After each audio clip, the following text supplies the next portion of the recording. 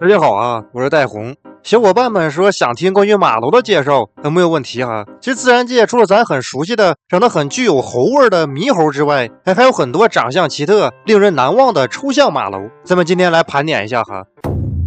灵长目蜘蛛猴科的这帮吼猴，长相非常朴实，有一种野性的美。猴属的标志性物种哥伦比亚红吼猴分布于南美洲西北部，体态圆咕隆咚的，身披红褐色皮毛，体长50到63厘米，尾巴长55到68厘米，强壮而且具有缠绕力，体重7到9千克，面部被皮毛包围，鼻子短而粗，下颌强壮，如同把大背带长到了脖子上。通常5到7只巨群生活，呈一夫多妻的形态，一般由1到2只雄性和3到4只雌性组成，好似一出丛林版的《甄嬛传》。首领雄性会带领其他成员寻找食物，并且保护它们，而那些雌性会负责照顾后代。吼猴的嘴里长有一块增大的舌骨，这使得吼猴们能如同唱美声一般凹着嘴巴发出分贝巨大的声音。每天早晨，群体内的雄性会组团进行大声咆哮，来昭告周围的其他群体，此处有一个牢不可破的联盟，可别来误闯领地。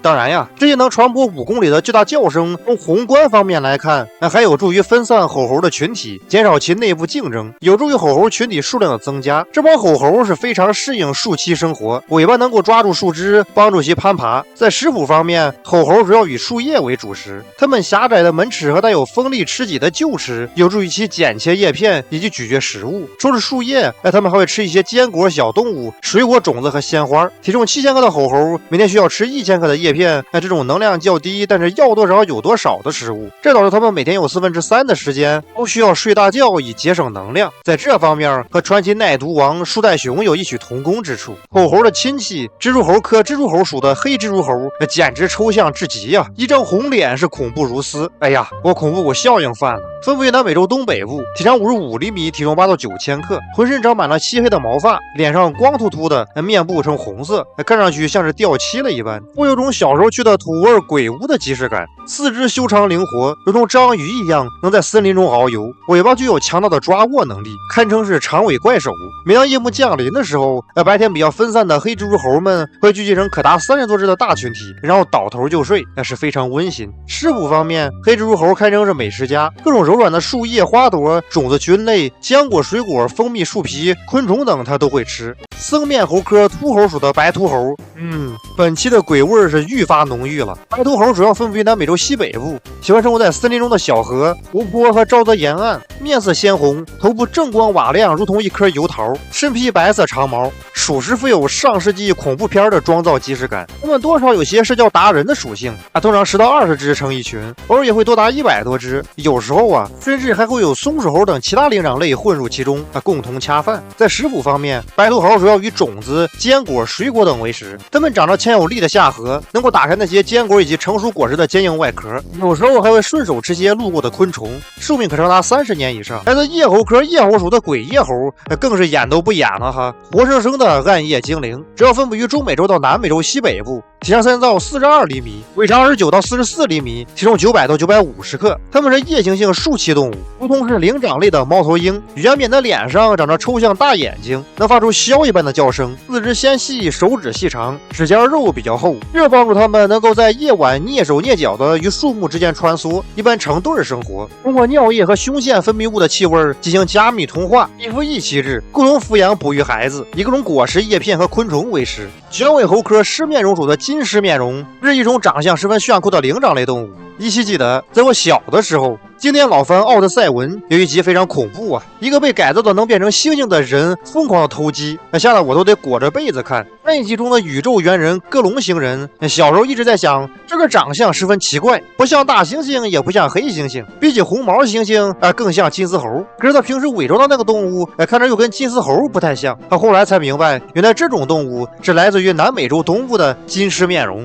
体长20到25厘米，尾长32到37厘米，体重400到800克。深灰色面部和耳朵周围的柔顺长毛，使得它仿佛是金毛狮王附体，整体形象十分的潇洒。通常2到8只组成一群，居住于空心树洞以及藤蔓茂盛处，每天会进行大量的移动，转换巢穴，达到一个狡兔3窟的效果，从而减少其留在巢穴中的气味，这会让捕食者难以对其进行定位捕捉。食补方面，有4/5的食物都是各种甜蜜多汁的水果。在雨季的时候，他们会大吃特吃。当然呀，这可不白吃。他们吃了这些果子之后，会对植物种子进行传播。在当地有96种植物和金狮面容达成了互利共生的关系。到了干旱时期，果子变少了，他们会多吃一些花蜜和树胶。除此之外，金狮面容双手的直爪十分细长，能帮助其进行微操，搜刮那些树皮和岩石缝隙里的奇草，让大快朵颐。来自猴科猕猴属的黑猴，名字十分朴实，长相也是相当抽象。曾经有一组黑猴的自拍照片，在当年的网络上是相当火爆，好些关于动物的小视频里会把它当成黑猩猩，说是一群长着人脸的猩猩已经发生了恐怖如斯的进化。其实并非如此哈。这群黑猴和咱经常在动物园猴山看到的猕猴是近亲，要分为东南亚印度尼西亚东部的苏拉威西岛，体长52到57厘米，体重10千克，通体呈黑色，尾巴很短，面部无毛，有着长筒形的口鼻部，头顶长着一簇毛发，仿佛是被雷劈了一般。喜欢生活在茂密的森林里，而在地面觅食和互动，有时候也会爬到树上睡觉。食谱中有70%是各种水果，除此之外，也会吃树叶、嫩芽、种子、蘑菇、小鸟、昆虫、蜗牛、小蜥蜴、小青蛙等。通常居住在5到25只的群体中，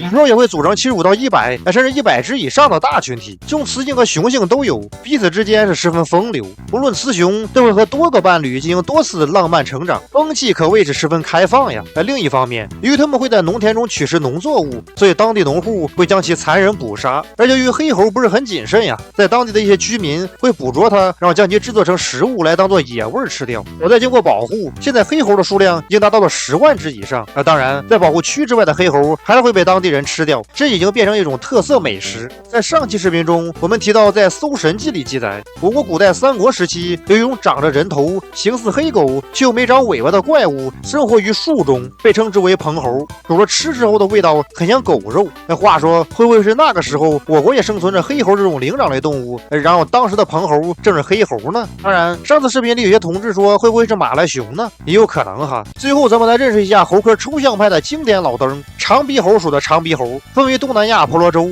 绕栖于红树林和沿海地区，体型较大，体长可达73到76厘米，尾巴细长，可达66到67厘米，体重21千克左右。雄性长有一个十分具有特色的大鼻子，粗长且下垂，整个面部长得很像欧洲童话里的小矮人。这个大鼻子呀，能够增加叫声的音量，可提高自己的存在感，从而引起雌性的注意。雌性的鼻子其实也不小，跟墨有点像，肩背部披着鲜艳的浅色长毛，小臂以及下半身的颜色逐渐变灰变暗。平心而论，从远处看，咱忽略那双大脚哈，它的腿部有点像拔了毛的乌鸡的腿。哎呀，看得我是口水直流。群体大多由1只雄猴和6到10只雌猴以及其幼崽组成，有些大族群会有60只以上的个体。食补方面，主要以水果和树叶为食，偶尔也会吃少量的花、种子和昆虫。在丛林逃生这方面，长鼻猴堪称是 T1级别的极限操作爱好者。贝尔格里尔斯看到他的逃生路线都得汗流浃背。由于长鼻猴日常生活在树上，所以当年树系打野，比如云豹、马来熊、林雕等对它进行干克的时候，长鼻猴会使用一个究极高台跳水顺利进入河中，然后在水中进行一波谨慎游动，